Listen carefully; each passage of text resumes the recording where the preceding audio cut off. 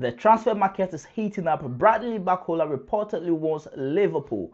Manchester City are looking at Chelsea for a new winger. Barcelona still haven't given up on Julian Álvarez, and Inter Milan are back for Jet Spence. But here's where things get interesting. One signing at PSG could potentially unlock a massive Liverpool transfer. Welcome to Goalpost Jizz. Let's get straight into it. Let's start with the big one, Bradley Barcola to Liverpool. The interesting part is that the player is reportedly keen on the move, so Liverpool's biggest problem isn't convincing Barcola, it is convincing PSG, and that is where things get complicated because PSG reportedly value Barcola extremely highly with figures as high as 170 million euros being mentioned. Liverpool are simply not paying that, and honestly they shouldn't. Barcola is an outstanding player by all chance. He's quick, he's direct, and on the one-to-one situation is very dangerous and still has room to improve, but 170 million euros for him is not good. Here's where Liverpool could get some help. PSG are reportedly working on Ferran Torres and another attacker signing. If they bring in two new attackers, certainly their position on Barcola could soften, and if Barcola pushes for Liverpool, that's when the transfer could get very interesting. So Liverpool fans, don't just look at Liverpool, look at PSG too. Now Manchester City could also be entering the winger market. Tottenham continue to work on a move for Savinho, but City apparently don't want to let Savinho leave until they have identified a replacement. And one name reportedly on their list is Chelsea's Pedro Neto, but there is a problem. Chelsea do not want to sell him.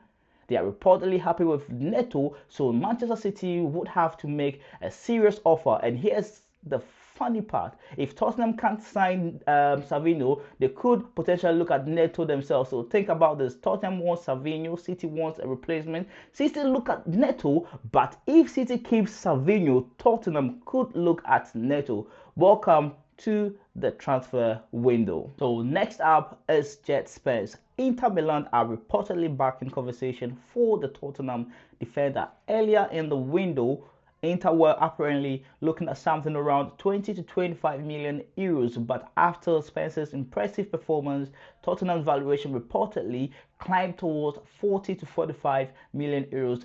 Inter weren't paying that.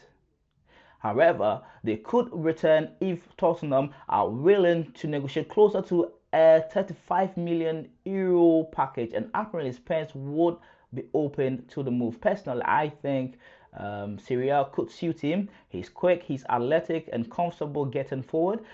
Playing as a wing back for Inter Milan could potentially take his game to another level. But Tottenham fans, are you accepting 35 million euros for Jet? Now let's talk Chelsea. Mikhail Modric could reportedly leave on loan, and honestly, regular football might be exactly what he needs. Chelsea invested heavily in Modric because they clearly believed there was a serious player there. We've seen the pace, we've seen the flashes of ability, but he needs consistency. There are reportedly possibilities outside England, including Strasbourg, but Modric's preference could be to remain in Premier League, and I'd actually like to see that. Give him regular playing time in the Premier League. Give him 30 games, and then we will finally have a better idea of what level Modric can reach. Now let's pause a bit. Manchester United fans, this one looks very difficult. United reportedly contacted people around Eduardo Camavinga earlier in the summer, but Camavinga's answer has remained the same. He wants Real Madrid. He wants to stay and fight for his place, and if that is the place position, United shouldn't waste too much time. Sometimes the smartest transfer decision isn't convincing someone to join you. It is finding somebody who already wants to come. Now moving on to the camp of Barcelona. The transfer saga that refuses to disappear. Julian Álvarez to Barcelona. Barcelona remains interested, but Atletico Madrid position is reportedly clear. It's a no. They don't want to strengthen a direct rival by giving Barcelona one of their best attackers, and honestly, that makes perfect sense. So if this transfer is going to happen, something major needs to change, and that something could be Julian himself. And if Álvarez tells Atletico, I want Barcelona, then things become very interesting. But unless the player starts pushing, I struggle to see Atletico opening the door. So, Barcelona fans, you need to watch Julian's next move very carefully, because this transfer may now depend more on the player than Barcelona. So we've got potentially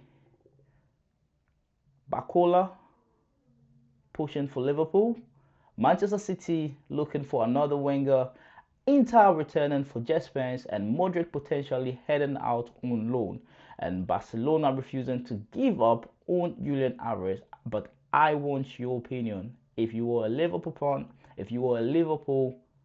fan, how much are you paying for BARCOLA? And Barcelona fans, Rodri, Julian, Álvarez. Which one do you want? Rodri or Julian Álvarez? Which one do you want? Drop your answer. Like the video, subscribe to Go Post Gist, and turn on your notification, because football doesn't stop and neither does the gist. I will catch you in the next one. This has been your boy Money. Thank you very much.